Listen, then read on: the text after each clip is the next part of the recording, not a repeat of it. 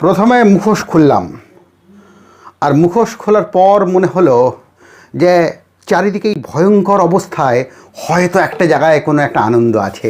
হ্যাঁ, তুমি ঠিক ধরেছো, সেটা হলো গোটা দেশের যে নির্বাচনের ফলাফল আমরা পেলাম, সেখানে কিন্তু একটা আনন্দ আমরা পেলাম, একটা মুক্তির নিঃশ্বাস আমরা পেলাম। এই আকাশে আমার মুক্তি, আলোয় আলোয়ের হয়তো একটা গন্ধ বা স্পর্শ আমরা পেলাম। হ্যাঁ, ভারতবর্ষ গোটা ফাঁসিবাদকে না বলেছে। তুমি বাংলার দিকে তাকাও, দেখবে একই রেজাল্ট, ভারতবর্ষ ফাঁসিবাদকে না বলছে। এর আগের অনুষ্ঠানে আমি এটাই বলেছি।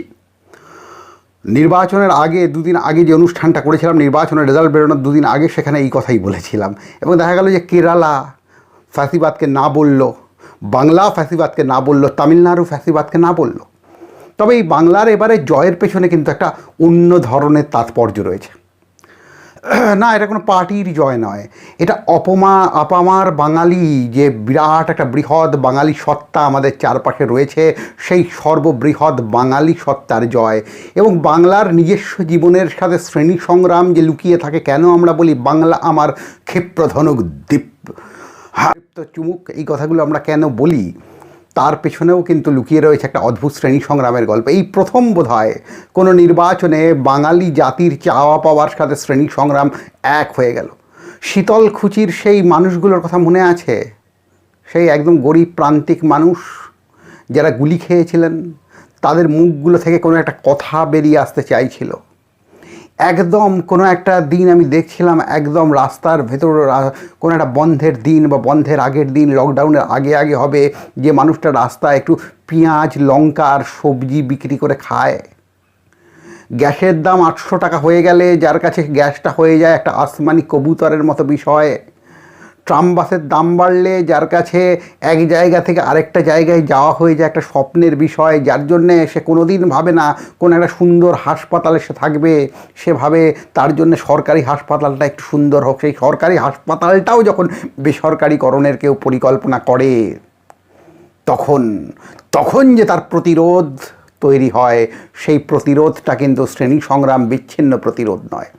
এই শ্রেণী সংগ্রামের সঙ্গে বাংলার নিজস্ব জীবনের কথাগুলো মিশে গেল। কেন ভারতীয় জনতা পার্টির নেতারা যে ভাষায় আমাদের সামনে কথা বলতেন, সেই ভাষাটা বাংলা ভাষা ঠিক নয়। তারা হিন্দি হরফে বাংলার কথা বলতেন, বাংলার সংস্কৃতির কথা বলতেন।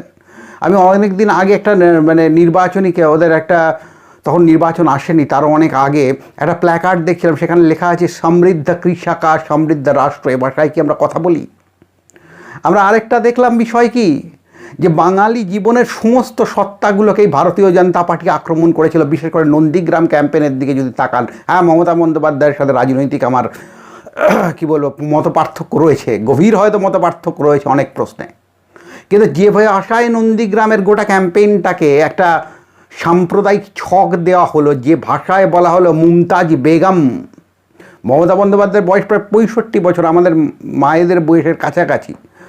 তাহলে যে ভাষায় ওনাকে মুমতাজ বেগম বলা হলো, যে ভাষায় গোটা নন্দীগ্রামের ক্যাম্পেইনটাকে লিড করা হলো, এবং নির্বাচনের শেষেও যে ভাষায় বলা হলো সুফিয়ান মডেল ফেল, কেননা সুফিয়ানরা দুর্গা পুজো করেন না, তারা সরস্বতী পুজো করেন না, ইত্যাদি ইত্যাদি যে কথা বলা হলো। যেভাবে মমতার শাসনে পশ্চিমবঙ্গ নাকি পাকিস্তান হয়ে উঠেছে, তাহলে কেন্দ্রীয় সরকার কী করছিল? যে ভাষায় এই আক্রমণগুলো করা হলো, যে ভাষায় তৃণমূল কংগ্রেসকে জিহাদি শক্তি বলা হলো, সেই ভাষার বিরুদ্ধে কিন্তু বাংলার মানুষ একজোট হয়ে একটা রায় দিয়েছে। এবং এখানে দেখা যাচ্ছে কি, আজকে বাংলার যে ঐক্য জোট, যেটা এর আগের দিনও বলেছিলাম, ফিরোজ শাহ তুগলক যখন বাংলা আক্রমণ করেছিলেন, বাংলার হিন্দু মুসলমান সবাই এক হয়ে গেছিলো। আজকে কিন্তু আপনি ক্ষুদ্র রাজনীতির জায়গা থেকে বিষয়টা দেখলে পাবেন না। আজ অনেক বামপন্থী সমর্থকও কিন্তু তৃণমূল কংগ্রেসের পাশে এই নির্বাচনে দাঁড়িয়েছিল। তারা হয়তো তৃণমূল কংগ্রেসের রাজনীতিতে বিশ্বাস করেন না। আজকে দেখা যাচ্ছে কি, যে আপনি যদি দেখেন পাহাড় থেকে সাগর, এর আগে যে জঙ্গলমহল, পশ্চিম মেদিনীপুর, বাঁকুড়া ইত্যাদির কিছু জায়গাকে নিয়ে যে জঙ্গলমহল বলে এই খ্যাত জায়গাটি রয়েছে, যেখানে একসময় মাওবাদী উপদ্রব ছিল, সেই জায়গায় আমরা কি দেখছি, আজকে কিন্তু সাঁওতালরাও বিরাটভাবে মমতাকে ভোট দিচ্ছে না। এই কারণে ভোট দিচ্ছে না যে তৃণমূল কংগ্রেস খুব ভালো শাসন করেছে। তৃণমূলের শাসন নিয়ে প্রচুর কথা বলা যায়, যে কথাগুলো বলা হয়নি, আমরা নিশ্চয়ই বলবো সে কথা। কিন্তু এই কারণে তারা ভোট দিচ্ছে যে তাদের যে কালচারাল আইডেন্টিটি রয়েছে, সাঁওতালদের যে আলাদা কালচারাল আইডেন্টিটি রয়েছে, সেই আইডেন্টিটিটাকে মেরে ফেলা হচ্ছে। এবং তার সাথে সাথে কি, তৃণমূলের লোকাল স্তরের নেতাদের প্রচুর স্বৈরাচার দুর্নীতি রয়েছে। আমি এর আগে একবার বলেছিলাম যে তারা বোধহয় অনেক তৃণমূলের মানে কোনো এক সংবাদপত্রে দেখেছিলাম তৃণমূলের অনেক নেতা বলছে তারা হচ্ছেন কী বলবো চাকর আর কি, তারা একটা তৃণমূল নামক সংগঠনে কাজ করেন। তাই আমি বলেছিলাম যে রাজনীতি তো কোনো চাকরি নয়, রাজনীতি তো কোনো চাকরি নয়। প্রশান্ত ভূষণের মতো মানুষ তারা রাজনীতিকে তাদের শিক্ষা, তাদের প্রগ্রসর রুচির দ্বারা রাজনীতিকে এগোতে সাহায্য করেন, কিন্তু তারা তো কোনো চাকরি করেন না, তারা রাজনীতি কোনো চাকরি নয়। ফলে তারা এই কথা বলেছেন যে সেই সব সাধারণ মানুষের বক্তব্য থেকে এই কথা উঠে এসছে। তারা বলছেন যে না, অন্তত আমরা কিছু রিলিফ পেয়েছি, এই দুয়ারে সরকার ইত্যাদি কর্মসূচিগত কারণে আমরা কিছু রিলিফ পেয়েছি, এবং যেভাবে আমাদের আইডেন্টিটিগুলোকে সাঁওতালরা বলছেন ধ্বংস করার চেষ্টা হচ্ছে, তার বিরুদ্ধে আমরা আজকে একটা রায় দিয়েছি। তাহলে গোটা বাংলা জুড়ে এই যে সংস্কৃতি, এই সংস্কৃতিটার আজকে কিন্তু গর্জে উঠেছে। বাংলার যে একটা নীরব, যে কোনো দেশের জানবেন 70% লোক যারা সেই অর্থে আমাদের মতো কোনো পলিটিক্যাল পার্টি করে না, ঝান্ডা ধরে না, তাদের মধ্যে যে নীরব একটা ভাষা থাকে, প্রতিরোধের যে একটা ভাষা থাকে, সেই নীরব প্রতিরোধের ভাষা, সাইলেন্ট মেজরিটির যে অদ্ভুতভাবে স্বদেশ আবিষ্কারের ভাষা থাকে, সেই স্বদেশ আবিষ্কারের ভাষা আজকে কিন্তু বাংলায় ফ্যাসিবাদকে না বলেছে। আবার আপনি কেরালার দিকে তাকান, কেরালার দিকে ওই এক ঘটনা ঘটেছে। কেরালায় সিপিএম খুব অসাধারণ একটা কল দিয়েছিল যে বিজেপিকে একটা আসনে দেওয়া যাবে না। কেরালার মানুষ কিন্তু সেই কথাগুলো রেখেছেন, কেরালার মানুষ সেই কথাগুলো রেখেছেন। কেরাল মডেল নিয়ে আজকে আর বেশি কথা বলছি না। এবং গত 40 বছরে যে ঘটনা ঘটেনি, কেরালায় আজকে সেই ঘটনা ঘটেছে। পরপর দুবার এলডিএফ ক্ষমতায় আসছে। আপনারা এটা সবাই জানেন যে কেরালায় 5 বছর অন্তর অন্তর ক্ষমতা চেঞ্জ হয়, কিন্তু এই প্রথম বোধহয় গত 40 বছরে এই প্রথম বোধহয় এই ঘটনা ঘটলো যে কেরালায় দ্বিতীয়বার এলডিএফ এলো। এখন বাংলার নির্বাচনের সবচেয়ে ভয়ের জায়গাটা কি? বাংলার নির্বাচনের সবচেয়ে ভয়ের জায়গা এটা আপনারা মনে রাখবেন যে বিজেপিকে হারানো গেছে কিন্তু সম্পূর্ণ পর্যুদস্ত করা যায়নি। কেননা এই দলটি যখন বিরোধী বেঞ্চে থাকে সে তখন আরও বেশি শক্তিশালী হয়ে যায়। এই জন্য সে শক্তিশালী হয়ে যায় কেননা সে সেই সময় একটা কি বলবো প্রতিরোধী বা বিপ্লবী ভূমিকা অর্জন করে নেয় বিরোধী দলে থাকা অবস্থাকালীন। সেটা প্রতিরোধী বা অ্যান্টি এস্টাবলিশমেন্টের ফেস হয়ে উঠতে চায়। আজকে বাংলার সবচেয়ে দুর্ভাগ্যজনক জায়গাটা হচ্ছে, দুর্ভাগ্যের জায়গাটা হচ্ছে যে বিজেপি একটা অ্যান্টি এস্টাবলিশমেন্টের ফেস হচ্ছে, এবং বামপন্থী দলগুলো আজকে বাংলার মানে সংসদীয় মঞ্চে বা বিধানসভায় বামপন্থীর যে অনুপস্থিতি, এটা একটা গভীর একটা সংকটের বিষয় বলেই আমি মনে করি। একটা কৃষ্ণ গহ্বর এটা তৈরি করেছে। এবার এই কৃষ্ণ গহ্বরটা কেন তৈরি হয়েছে? বামপন্থী দলগুলো সে যে দলই হোক, সিপিএমের সাথে প্রচুর ডিবেট থাকতে পারে, কিন্তু এটা তো ঘটনা যে বামপন্থী দলগুলো যখন কথা বলে, তারা যখন তাদের কর্মসূচিগুলো তুলে ধরে, তারা যখন জনগণের ওয়াচ ডগ হয়ে কথা বলার চেষ্টা করে, তারা কিন্তু অন্য অনেক ধরনের নতুন দিকগুলো খুঁজে আনে, যে দিকগুলো কিন্তু ভারতীয় রাজনীতিতে সবসময় দক্ষিণপন্থী শক্তিগুলোর ভেতর দিয়ে আসে না। একটা সময় বামপন্থীরাই বলেছিলেন, যেটা পরবর্তীকালে বিরোধী দলগুলো তুলে ধরেছিল, সেটা হচ্ছে প্রপোর্শনাল ডেমোক্রেসির কথা। অর্থাৎ আমাদের দেশে কি হয়, ফার্স্ট পাস দ্য সিস্টেম, অর্থাৎ আপনি 3 জনে ভোটে দাঁড়ালাম, 10 জন ভোটার আছে, 10 জন ভোটারের মধ্যে 4 জন আমায় ভোট দিল, 3 জন আপনাকে ভোট দিল, আরেক 3 জন আরও অন্য একজনকে ভোট দিল। তার মানে কি 4 জন ভোট পেয়ে একজনকেও জিতে গেল, অর্থাৎ 6টা ভোট তার এগেনস্টে পড়লো, অর্থাৎ বৃহত্তম মেজরিটি তাকে রিজেক্ট করলো। তাই জন্য বামপন্থীরা একসময় বলেছিলেন প্রপোর্শনাল ডেমোক্রেসি, অর্থাৎ মিনিমাম সরকার করতে হলে একটা দলকে অন্তত 45 থেকে 50% ভোট পেতে হবে, যেটা আজকে তৃণমূল 51% ভোট পেয়েছে। প্রপোর্শনাল ডেমোক্রেসির কথা বামপন্থীরা বলেছিল।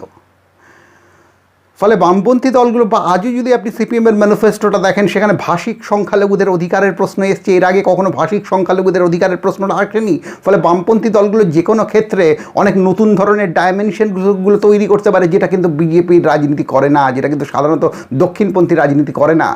ফলে বামপন্থার যে নতুন ডাইমেনশনসগুলো আছে, সেই ডাইমেনশনসগুলো আমরা মিস করব, যেটা কিন্তু পশ্চিমবঙ্গের সংসদীয় রাজনীতির ক্ষেত্রে একটা গভীরতর সংকট বা কৃষ্ণ গহ্বর তৈরি হতে পারে বলে আমার ধারণা। এবার আপনি বলবেন কেন এই ঘটনা ঘটলো? আমি প্রথম মানে আজ থেকে 8 মাস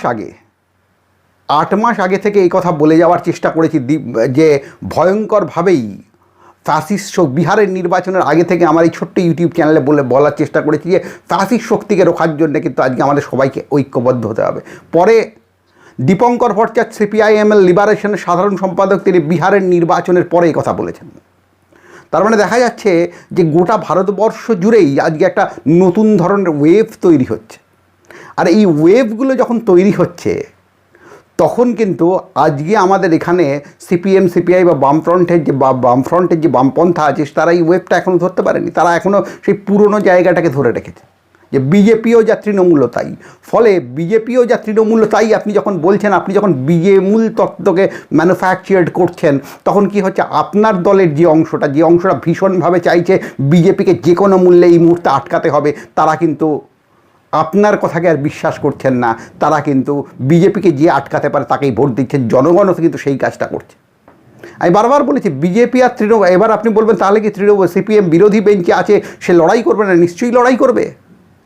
অমর্ত্য সেনও এই কথা বলেছিলেন যে বিভিন্ন ধর্মনিরপেক্ষ দলগুলোর মধ্যে খুঁটিনাটি নিয়ে প্রশ্ন থাকবে এবং তারা নিজেদের মধ্যে আভ্যন্তরীণ তীব্র লড়াই তারা করবে, সংসদীয় মঞ্চে যুক্তিতর্কের লড়াই তারা করবে। কিন্তু তা বলে বিজেপির থেকে অন্য দলগুলো যে ডিফারেন্সিয়েশন আছে, যে পার্থক্য রেখা আছে, সেটাকে মুছে দেবে না। কেন আপনি যদি সেই পার্থক্য রেখাটাকে মুছে দেন, তখন আপনার দলেরই যে বিজেপি বিরোধী অংশ, জনগণের ভেতর যে বিজেপি বিরোধী অংশ রয়েছে, যারা প্রবলভাবে চাইছে বিজেপিকে এই মুহূর্তে রুখতে, তারা কিন্তু আর আপনাকে বিশ্বাসযোগ্য বলে মনে করবে না। তারা কনফিউজড হবে।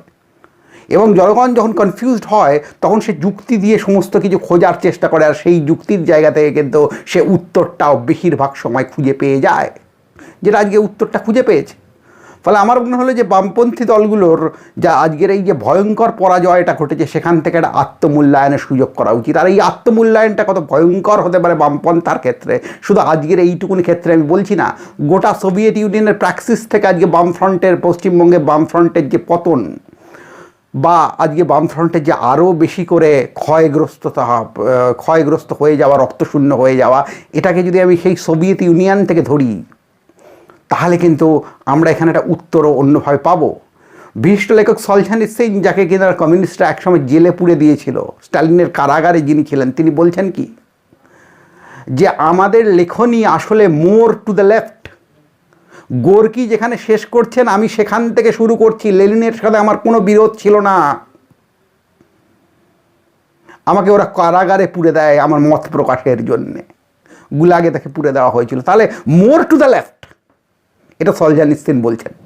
আবার ঋত্বিক কুমার ঘটক কী দেখাচ্ছেন সুবর্ণরেখায়, যে ঈশ্বর চক্রবর্তী, যে কিনা একসময় একটা র্যাডিক্যাল লোক ছিল, সে আস্তে আস্তে পুঁজিবাদের অবক্ষয়ে পচতে পচতে এমন জায়গায় চলে গেল, সে যখন তার পালিত ভাইকে জানতে পারলো সে বাগদি বাড়ির ছেলে, তখন আর সে তাকে আমেরিকায় পাঠাতে রাজি হলো না। আপনারা নিশ্চয়ই অনেকে সুবর্ণরেখা দেখেছেন, ঋত্বিক কুমার ঘটকের অসাধারণ ছায়াছবি। পরে ঘটনাবলী আরও ভয়ঙ্কর কিছু দিকে যায়।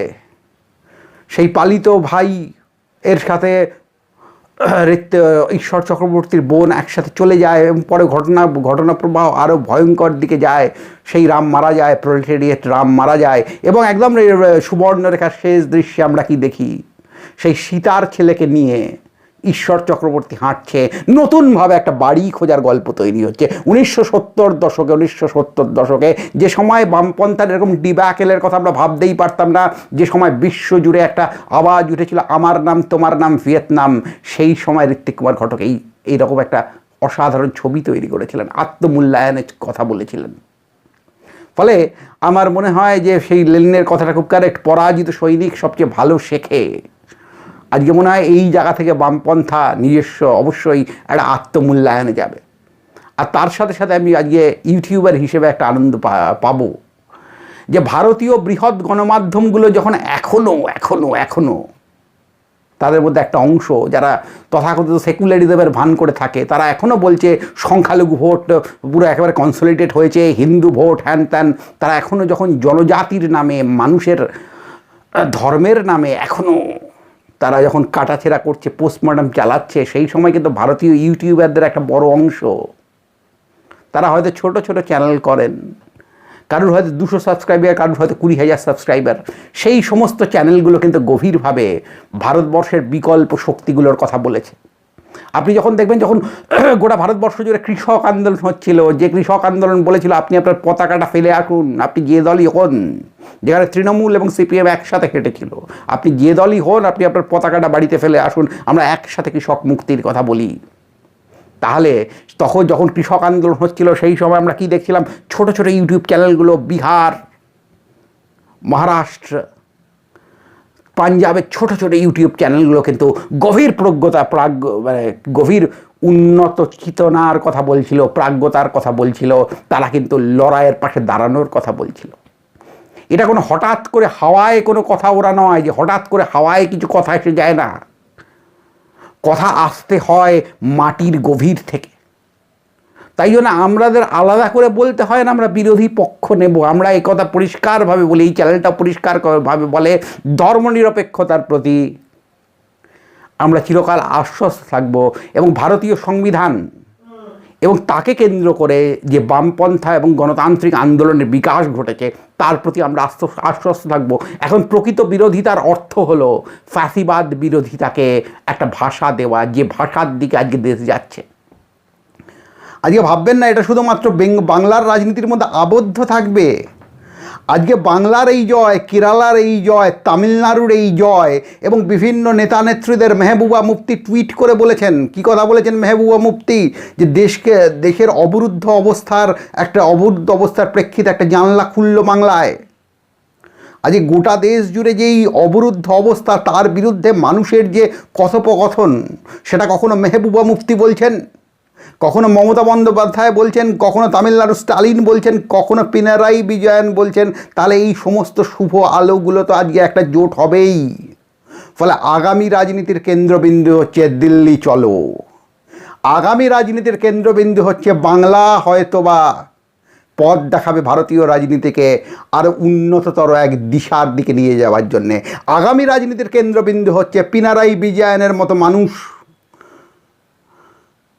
যে মানুষরা আজকে কেরালায় বিজেপিকে শূন্য করে দিয়েছে এরকম ভয়ঙ্কর একটা জায়গায়, সেই মানুষগুলোর নেতৃত্বে একটা নতুন ভারতবর্ষ তৈরি হওয়ার দিকে হয়তোবা ভারতবর্ষ এগোবে। এবং সমস্ত মতপথ অনিবার্যভাবে একটা বৃহত্তর জোট তৈরি করার দিকে এগোবে, যে জোটটা আগামী দিনে হয়তো ভারতবর্ষের দিল্লির লালকেল্লা থেকে বিজেপিকে সরিয়ে প্রকৃত ভারতবর্ষের মুখকে উজ্জ্বল থেকে উজ্জ্বলতর করে তুলবে। সেই এনআরসির সময় সেই লাইনটা আমাকে গভীরভাবে ভাবাতো, হামেं देखना है। ফলে আজকে ভারতবর্ষ সেই কসম খাচ্ছে, হামেं देखना है।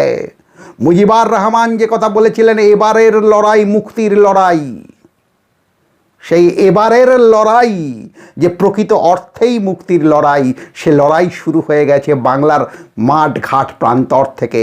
সে লড়াইয়ের সাথে কেরালার যোগসূত্র স্থাপন হয়েছে একভাবে, সে লড়াইয়ের পাশে উত্তরপ্রদেশ আজকে এসে দাঁড়িয়েছে। ফলে আমি বলবো বামপন্থী রাজনীতিক এরিক হবসনের একটা কোটেশন ধার করে বলবো, তার আত্মজীবনীর কথা তুলে বলবো। এরিক হবসন বলছেন কি, যখন আমি স্কুল থেকে খুব ছোট ক্লাসে পড়ি, স্কুল থেকে যখন আমি বাড়ি ফিরছি, সেই সময় হঠাৎ করে শুনলাম রেডিওতে যে ফ্যাসিস্টরা জার্মানিতে ক্ষমতা দখল করে নিয়েছে। আবার তিনি মৃত্যুর আগে কি বলছেন, যখন কোনো একটা বড় সেমিনারে আমি বক্তৃতা রাখতে যাব সমাজবাদ নিয়ে, সেই সময় হঠাৎ করে শুনলাম টিভিতে, একটা সময় রেডিওতে শুনি কিনা ফ্যাসিস্টরা ক্ষমতা দখল করেছে, টিভিতে শুনলাম সোভিয়েত ইউনিয়ন কোলাপস করে গেছে। তবু কিন্তু তিনি বলছেন ইন্টারেস্টিং টাইমস, যে সোভিয়েত কোলাপস করেছে কিন্তু নতুন ধরনের রাজনীতির বাস্তবতাও শুরু হয়ে গেছে। ফলে আজকের সময়কে খুব ইন্টারেস্টিং একটা সময় আমি বলবো। এই কোভিডেই যখন চারদিকেই যে একটা ভয়ঙ্কর মৃত্যু পরিস্থিতি, এই মৃত্যুপুরীতে দাঁড়িয়েও আমি বলবো আজকের সময়টা খুব ইন্টারেস্টিং। ফাঁসিবাদের বিরুদ্ধে লড়াই আমাদের করতে হবে, বিনামূল্যে সবাইকে টিকা দিতে হবে। আজকের সময়টা এই ধরনের কারণগুলোর জন্য ইন্টারেস্টিং, যে একতরফা মাঠটা বড় কথা নয়, তার বিরুদ্ধে অন্য একটা ভয়ঙ্করভাবে প্রতিরোধের শক্তিও আস্তে আস্তে আস্তে আস্তে মাথা তুলে দাঁড়াচ্ছে। ফলে তোমার কাছে বর মাগি, মরণ হতে যেন জাগি গানের সুরে। প্রতিরোধের এই গানের সুরই হয়তো ভারতবর্ষকে অন্য একটা দিশা দেখাবে। আপনাদের কেমন লাগছে এই অনুষ্ঠান অবশ্যই সে কথা জানাবেন, এবং পারলে এই চ্যানেলটিকে সাবস্ক্রাইব করবেন, ইউটিউবে যে কোনো নতুন ভয়েসকে সাবস্ক্রাইব করবেন। এই বলে আজকের মতো টাটা।